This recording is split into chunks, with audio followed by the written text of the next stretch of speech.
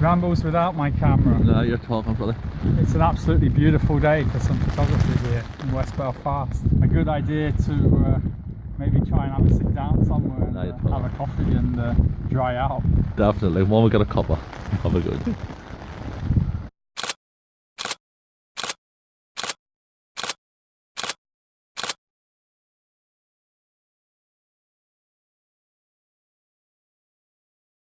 Hey John, how are you, buddy? Hi Sean, how are you? Lovely to meet you. Oh, good. Welcome to White Rock Road. Wet Cafe. Belfast. Yeah. Wet Belfast. So, John, I know you're over for an exhibition last night. Absolutely fantastic. Thank you. I've already said to you privately, but publicly, I love your work. I think fantastic photographer, and so well received last night. And you certainly created a conversation about homelessness and drug use and general life. So you were also a street photographer when you started. You got into photography, and later in life, I should say, rather than in your 40s, I think. Yeah, I didn't buy a camera until I was almost 44, so Okay. very late in life, and I just went out and bought an entry-level DSLR, and I got quite obsessed with it, really. So I was out all the time taking photos, and yeah, looking back, those first few years, the photos were just rubbish. But I was learning the technical skills. Okay. And then I really got into street photography, so I was just out all the time on the streets of Bradford.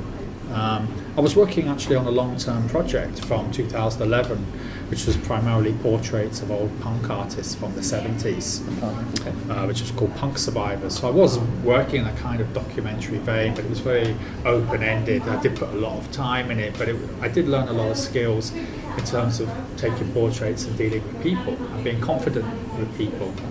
Have you actually worked with the public before? Like, you are very friendly, you're very things. What was your job before that? What were you doing?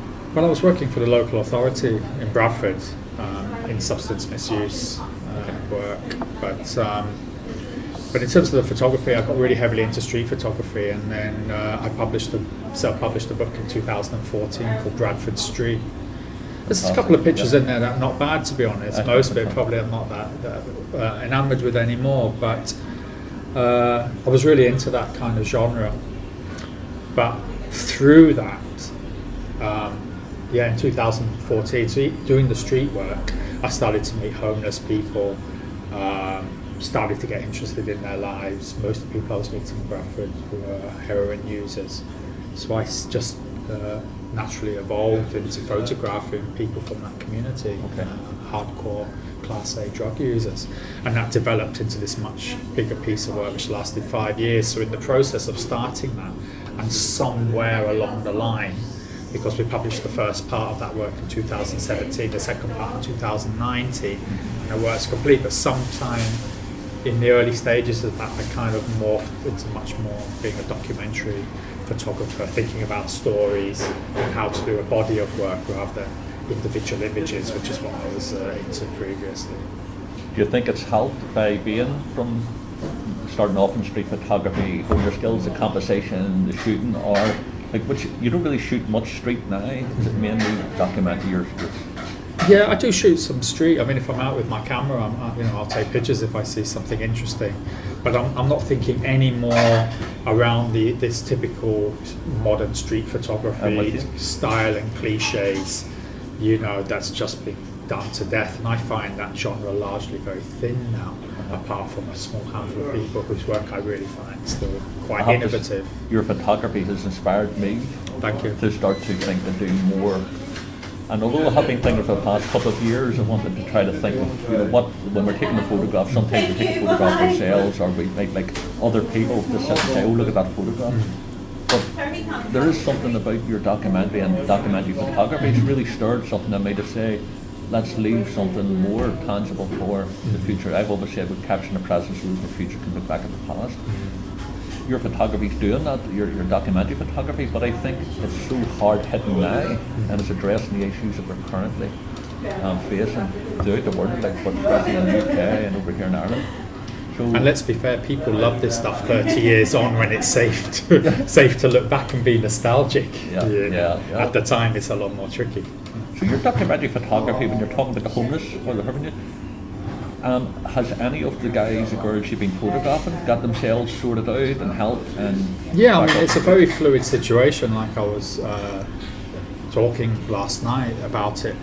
I work closely with about 24 people, but I probably photographed around 50 odd in terms of the people who are drug users. And this situation was very fluid. Sometimes people, they would kind of move up the ladder, maybe get somewhere to live, get a methadone prescription, enter into drug treatment.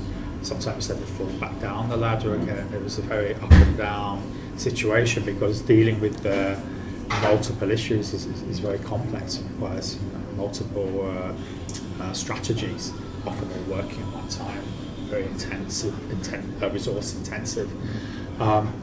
Yeah, I mean, many people do recover. I mean, that's, you know, being out photographing, I was hoping so much that 100%. people would be able to move their lives in a more positive direction, you know, and I'd always feel so happy when somebody got a place or, you know, oh, they got a methadone prescription, okay, great, you know, and so on. And mainly that's through heroic actions of outreach work. I think that's fantastic. What I'm getting from your photography is that you're not just grab a shot and run. There has to be a trust built up between yourself and the people you're photographing, and you can see that. And there is, I've always said that photography is not an art form, but it has the means to create art, rather than just, if it's like photography is just an art form, then any snapshot could be deemed as art. I don't believe so.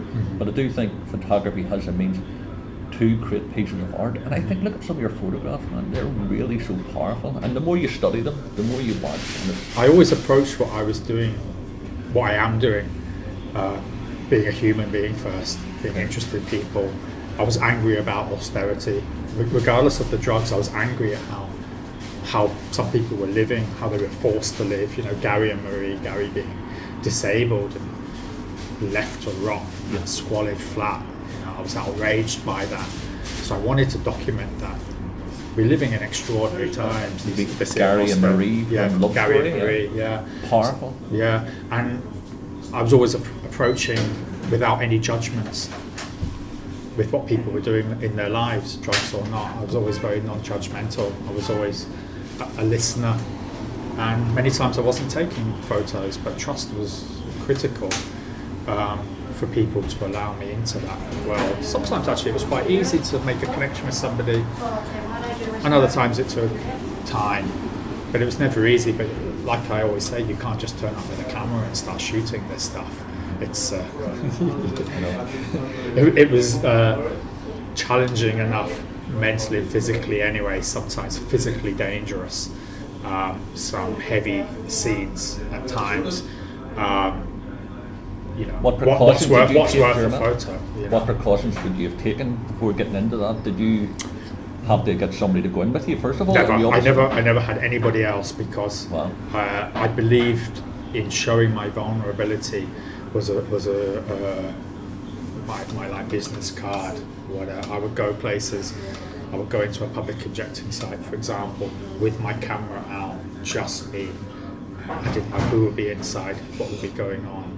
But I seemed to be quite good at just connecting with people, and just having conversation with people. So, you know, at the beginning I didn't know anybody, so I started from zero, and slowly, I mean, the first sort of 2-3 years I was on the streets a lot with a group of people, and that was more dangerous, just being on the street, being visible, you know. But as my work progressed and I moved into more personal, private spaces, it became safer. But having said that, you know, I was photographing a lot in a squat. It was very, very unsafe. I know one of your heroes in photography, Don McCullen. He'd done like as most people would know him as a war photographer. Sleeping with Ghosts, I think one of his books was the first book I got. Bolloten blew me away. But he was saying about the book Sleeping with Ghosts was because of he sort of switched off as he was going through that. He said, but he had these recurring dreams about.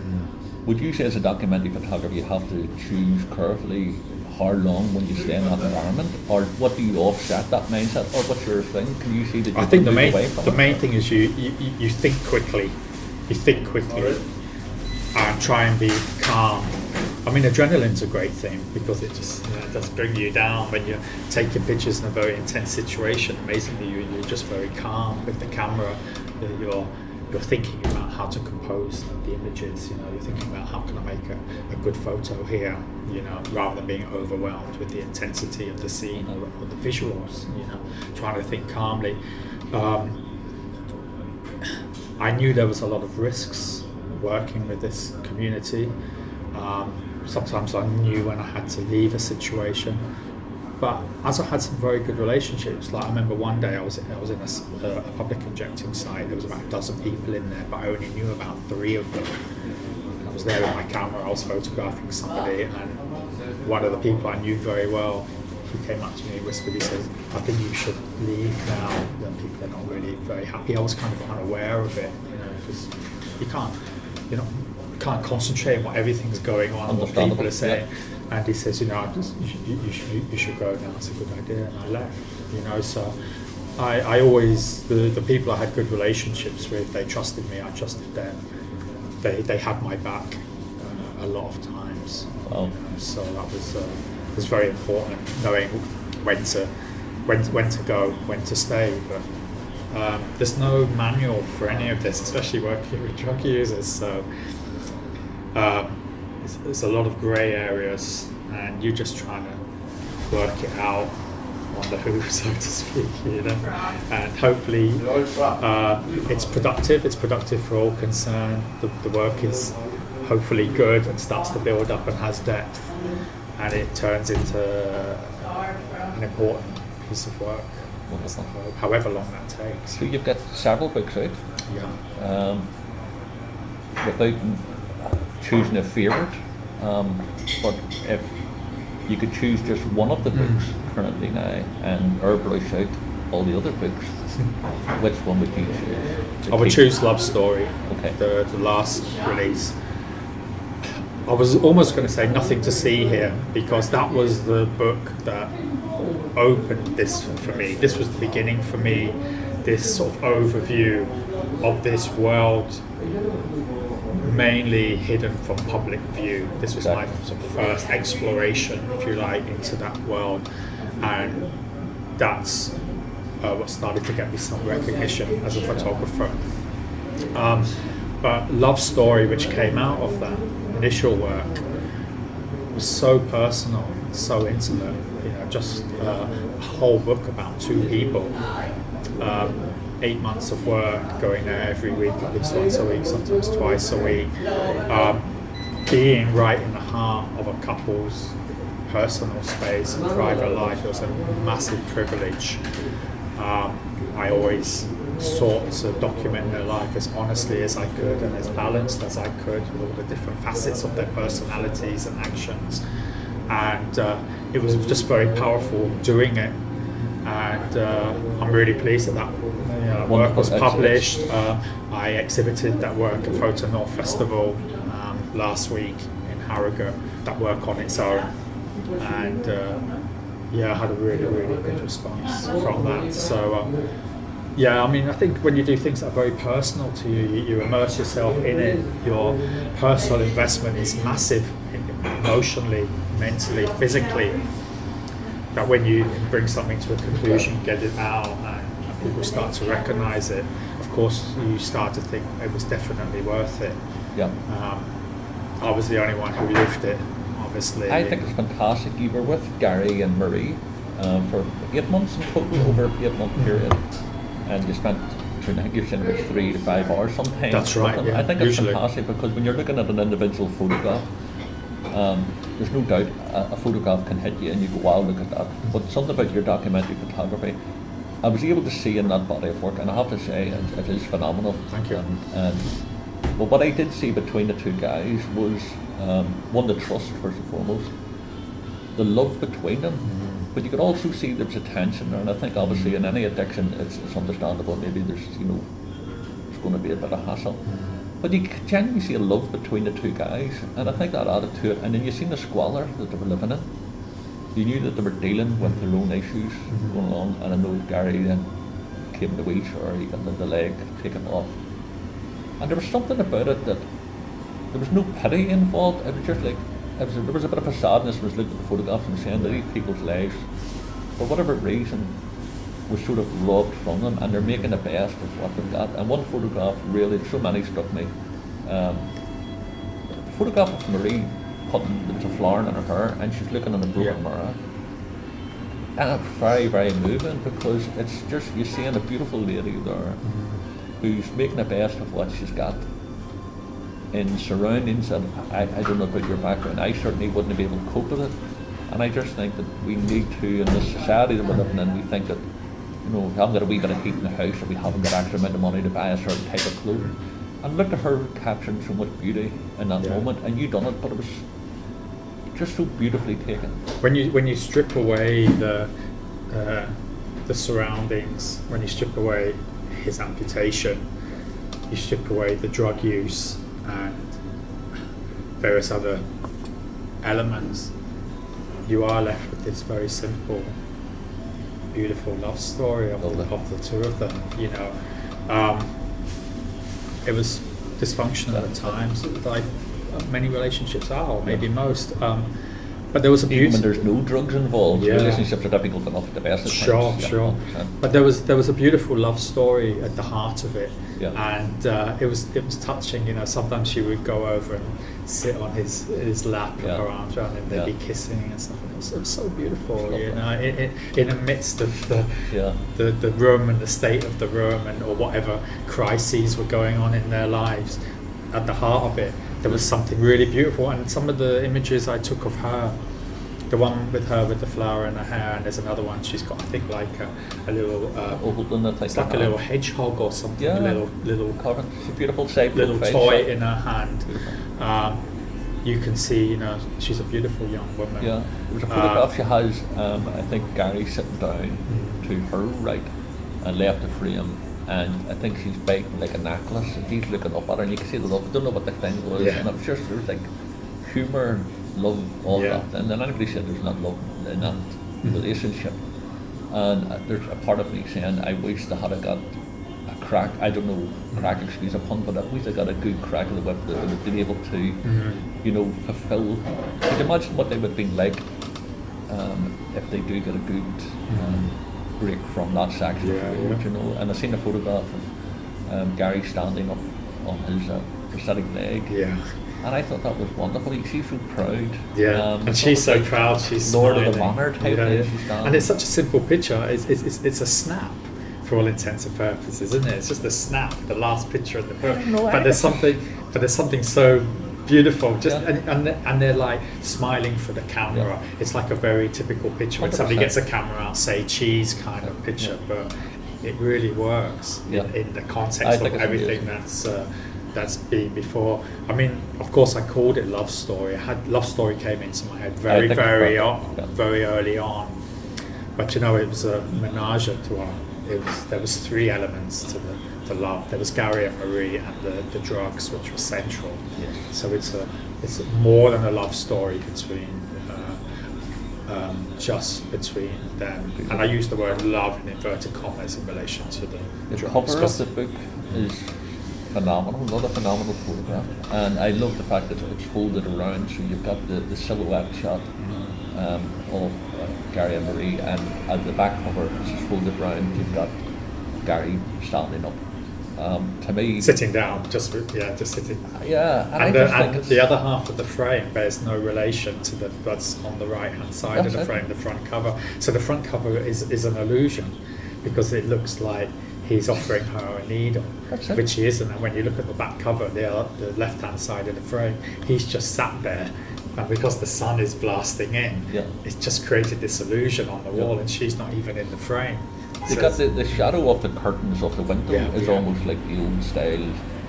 You expect the silent movie type coming down. So it's. I thought how did that photograph come about? Did you actually did you see it happening beforehand in a different moment, or did you just, what happened? It was during the heat wave in the summer of 2018. Okay. So the only light source for the most part was these windows. So in the late afternoon, the sun was just like so strong coming in, and he was sat down, because he usually wasn't in that part of the room, but he was just sat in that part of the room, and I had my back to the window. For some reason I was over here, and I just suddenly saw that he was very strong shadow of him, And I saw also she was on my left, but because the sun was so strong, her shadow was also projected into that space that was framed by the silhouette of the curtains. So I just literally fired off, I think, about 3 frames, and it just happened. In that split second, it just happened. But when we were, Simon Robinson, my publisher from Fistful of Books, when we were working on the book edit, we were thinking, what will we use for the cover? You know, the cover image is a really tricky thing. And I left the room in my house for a few minutes, and I came back, and he'd folded the print in half and just held it up and said, what about that for the cover? And it kind of blew my mind. I hadn't thought about that, and I thought, wow, that just seems like so powerful. And of course, when you turn it around, the back cover is the other half of the frame. So, and that picture doesn't appear in the book; it only appears on the cover. You know, so I'd be blessed. I've got a copy of the photograph. Its pride is, and of course of Marie and the fella sleeping in the doorway. With the mattresses for £50. Yeah, heartbreaking, ironic, all wrapped in. Yeah. Just, I think it was this year. There's sadly a homeless person passed away in a doorway of a bedding company here in Belfast, and to me, the irony of that is that you know, worse happened. Do you draw a line on what you photograph? In other words, what's your moral guidance of taking? People say don't take photographs of homeless, don't take photographs of people in their situations, don't be taking photographs of drug users. What's your views on it? Like, what do you take? What would you take and what would you not take? I believe that all of society should be documented. Okay. The nice, the not so nice. The times we're living in make it, I think, critical for documentary photography to be taking place. I don't believe that homeless people or other vulnerable people in our society should be ignored. There's no reason why they can't be photographed. They shouldn't be photographed as a source of ridicule. Okay. Obviously. Don't be making fun of them in the context. Yeah, absolutely. Human beings. And I mean, for somebody like myself who used to use drugs, I always felt an affinity with these people I was photographing. So I was never uncomfortable in situations where people were using drugs. I never felt uncomfortable at all. And I always connected very easily with the people I was meeting. And maybe those people sensed that, and I was accepted into the lives of quite a number of them, and able to document very, very intimate images that maybe some other people wouldn't have been allowed in. There is a line. Obviously, there's some clear red lines, but most of the time it's fairly grey. You know, when you decide, well, do I photograph something because that's an important element of the story I'm trying to tell, the whole thing I'm trying to get across? Because I move a long way away from just single images. Just take a picture of a guy in a doorway sleeping and putting that out or something. Yeah. I've done years ago. That's very lazy now, that kind of photography. I think very thin. Okay. So I always ask myself, is that part of the story? So when I was photographing Gary and Marie, and they said you can photograph anything you want, which is an amazing thing to hear in the heat of it, when sometimes it's quite awkward. I was thinking, do I photograph, do I not photograph? But I was always coming back to, well, if this is a part of their story, that's quite important in terms of having that balanced view of who they were and their lives. If I felt it should be photographed, I did, but other times I would be there and they might be having a really poisonous argument. I just sat there, it was just really awkward, the atmosphere, and I didn't take pictures. So, a lot has to do also with your own mental state on the day or at the time, how you're feeling, how confident you're feeling, and so on, which for me would always be variable. Sometimes I couldn't bring myself to go out and take pictures. I think people can judge no bullshitters, and I think you're living in Bradford. Yeah. You were born in Brighton, then moved to Scotland. Yeah, when and I was 9. To Bradford when I was 18. 18. Where's home? Who would you see yourself as? Bradford guy? Bradford, but I love and hate the city in equal measure. Okay. So sometimes I just thought, well, that's my base, you know, that's my base where I do my stuff from. Other times I really detest the city, but other times I really love it, you know. So I have a very strong love-hate relationship with Bradford. But when I got into doing this documentary work, I really connected with Bradford in that sense, you know. So I found the city very inspiring. Now I've completed that piece of work, I'm now thinking, how do I reconnect again in whatever way in terms of where I'm going to go from here. You plan to move over to Belfast with this wonderful wet weather we've got there? Belfast is one of the few cities in the UK that I really love. I first came here when I was 18, and I visited, you know, over the years a few times. Whenever I'm here, I always try and go around West Belfast, go up the falls. In the early days, I never went on the other side, but in more recent years, I've been around the Shankill. There were different times then? Yeah, absolutely. Because I had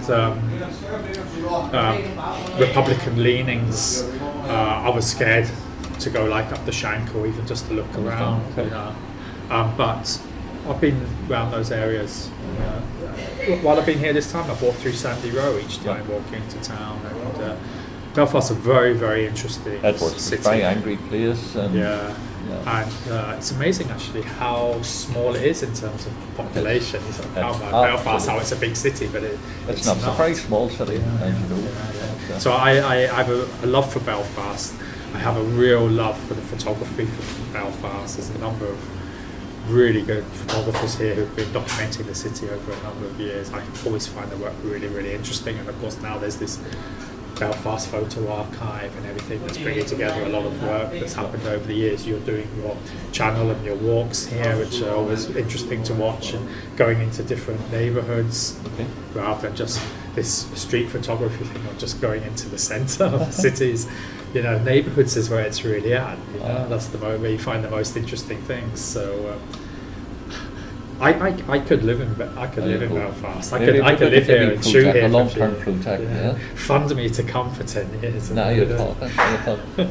So tell me this here: advice for anybody who's wanting to get into becoming a documentary photographer. What advice would you say? What's the most important, and what things should you really cut loose in your mind? First thing is, have belief in yourself that you can go out and do something and do a body of work and tell a story. Have a belief that you can do that. I found personally that working on documentary projects, that was the number one thing that developed me as a photographer in terms of my technical ability, but also my mental ability in terms of thinking about how to make work, long-term work. I would say photograph what you're interested in, because I think it will have a more personal connection and will just feel deeper. Take your time, be determined, be persistent, build up a body of work. Try to set a very high bar in terms of the composition and the quality of the images, and after a while the great pictures, the good pictures, they rise to the top. And start to think, how can that be a story? Or it might only be a year's work, might only turn out to be a dozen images or maybe 20 images, you know, or it could be more. And maybe start off in their own local communities maybe and have a look around, see what's happening. Yeah, I mean, if people are passionate about something or angry about something, or they're just interested in something, just go and start it. I mean, everything starts from zero. Everything starts with usually connecting with a person, and it might not be the first person that you meet, but when you mentioned earlier about people smelling bullshit, I think that's fairly sort of common, not just amongst drug users. When people sense that you're genuine, often people will want to bring you in, you know, and they'll open doors for you, they'll introduce you to other people. You'll find that things will go off in directions you never would have imagined. And then it starts to become exciting. You start to become immersed in it then. And it starts to become something. But it has to be seen in the long-term thing. And I think street photography, this genre, is often working to take people away from that kind of thinking. It's just getting them to think about a single image just on the street. and everything's in its place and everything. Well, I think actually we need to have more emphasis on documentary photography, people building up bodies of work and stories that have depth, have an intimacy with them, and more emotion rather than just, okay, we have an element there, something in the foreground, oh yeah, that's a street photo, but it might not be much really in it. It might not make you feel anything when you look at that photo. Any future projects that you're working on at the moment? For the last couple of years, I've been photographing around the grime music scene in the north of England, but primarily in West Yorkshire, where I'm living. So this has been really interesting. It's been in sort of fits and starts for various reasons. But I realised once I started doing it that I was doing a piece of work among younger people. Love it. Okay. It started off like, oh, it's grime. Yeah, everybody's connected through grime music. But I started to then have access into the world of younger people. And sometimes that was quite strange for some of those 50-plus-year-old guy hanging around taking pictures, And you know what the climate is like here for photographers. Music as well. I have a background in music, even though I wouldn't necessarily talk about that. I probably wouldn't. But I would show people my work so they knew where I was coming from, especially some of the more hardcore things, so they could see, oh, right, he's been in those kind of scenes. We don't have anything to worry about. He's not a cop or anything. So, so that's sort of kind of more like a study of I don't like to use the word study, but more view of young people, what they do, and how they're doing things for themselves, and their whole culture and everything that they've created. So sometimes I've been in those like sessions where there's like 6 guys or 10 guys all fighting for the mic and everything, and I've been like right at the front of it taking pictures, and it's taken me back to like the days of punk or reggae sound system in the 80s, and just feeling that young people's energy and just being almost overwhelmed by it. I'm thinking about taking the pictures, but I'm thinking, this is amazing, this is just amazing being here. These guys, really good MCs, like spitting their lyrics, and then the next guy's jumping in, and all the excitement of that, and then them getting hyped, and I would be getting hyped as well, but trying to keep my cool. And it's great as an older person to feel that kind of feeling. Leslie, older person. You can see now, even I'm smiling just when I'm thinking about that. So that's the kind of main thing. I've been thinking in the back of my head about trying to start another long-term project, but the work around drug users really took a big toll on me. Physically and mentally, so I needed a break from it once I completed that work, and I don't have any appetite to go back into that world and start shooting again or any side project from it. You have to, if you're in a fairly heavy scene, you have to learn how to decompress and take care of yourself, at the same time. So I'm just waiting to see what things might happen that I can then choose to go and get involved in. At the moment I'm just enjoying curating my work. I shot some work in the cockfighting scene in Manila in the Philippines, which we're going to publish in the spring.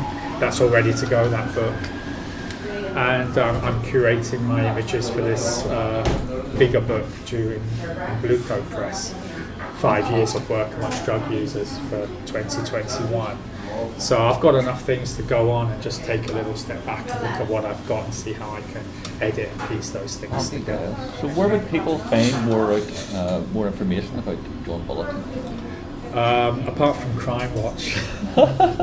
Obviously, police are looking. Fortunately, they just went past. And we just nipped in here. I have a website, johnbolloten.co.uk. It's not updated as much as it should be. I actually had quite a lot of work on there, but I stripped it right back to the core projects that I've been working on. I have Instagram, Facebook. My Facebook photography page is pretty much inactive. I rarely use it, but Instagram I use, but not that much. Would you be able to would you be able to purchase the books from your website, or to go to?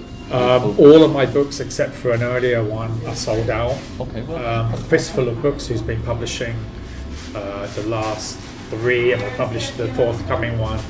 He has 2 available. Field of Broken Dreams, which is about the lowest football leagues in Bradford, which I shot for 1 season, and he has some copies of Love Story still available. And maybe when people see this video, it could be 6 months from now, a year from now, so you may have reprints scheduled by now. Nothing to See Here book, which was the first book in this series around drug users.